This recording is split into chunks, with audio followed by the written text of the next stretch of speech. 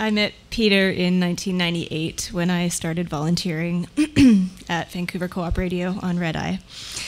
And he was my predecessor as the program coordinator there. In June of this year, I went to visit Peter to present him with the National Campus and Community Radio Association's Community Legend and Lifetime Achievement Award. Co-op Radio had nominated him for his incredible contributions towards both the station and the entire community radio sector for over 25 years. Our national body recognized his lifetime of achievements and awarded him this honor. At the time, I think all of us felt so grateful that we were able to show him a glimpse of what he had meant to us. He was the person staff and board turned to for guidance.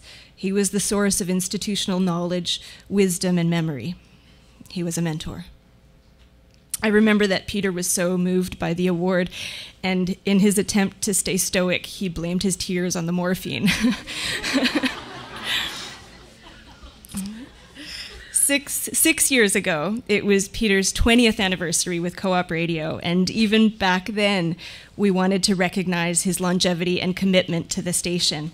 At that time, I was asked to present something, so I gathered all the bits of information that I had gleaned from my conversations with Peter over the years, and in front of the 2003 Co-op Radio annual general meeting of our members, I read a version of this. It all started back in 1983, in the days of Bill Bennett and Solidarity. Peter Royce had just got back from traveling the globe when he started operating on Redeye, or so the story goes. He started on staff as program coordinator, later became station manager, and then a fundraiser. And did you know he was even on the board at one time? He knew the station pretty well, right down to the dime. As a staff person here, he really made his mark way back in the day when we were in Pigeon Park. He was involved in the challenge to the Voice of Palestine when the right-wing Zionists went to the CRTC to whine. He volunteered on The Rational while he was on staff and still had time to chat and to laugh. He'd been the heart of many in innovation, of different ways of thinking and of running the station. He worked hard to get daytime programming started. He'd seen many people come through the station and many departed.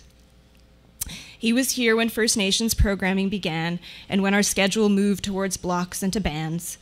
He was able to step back and to see the big picture, even though for 25 years he'd been a permanent fixture.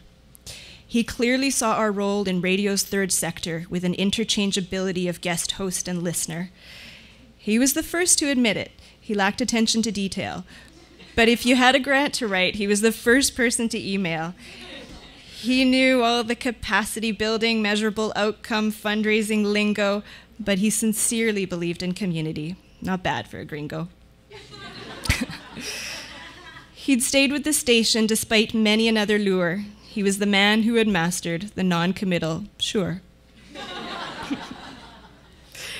We had hoped he'd be with Co-op Radio for 20 years more, because for many, like me, he was a real mentor.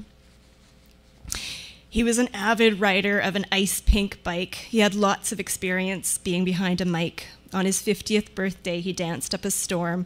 He was a super friendly person with a laugh that was warm.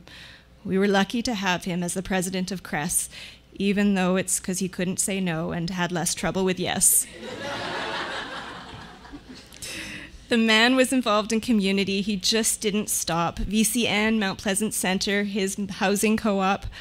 For over 25 years, he was no worse for wear, though he'd been through a few different phases of facial hair.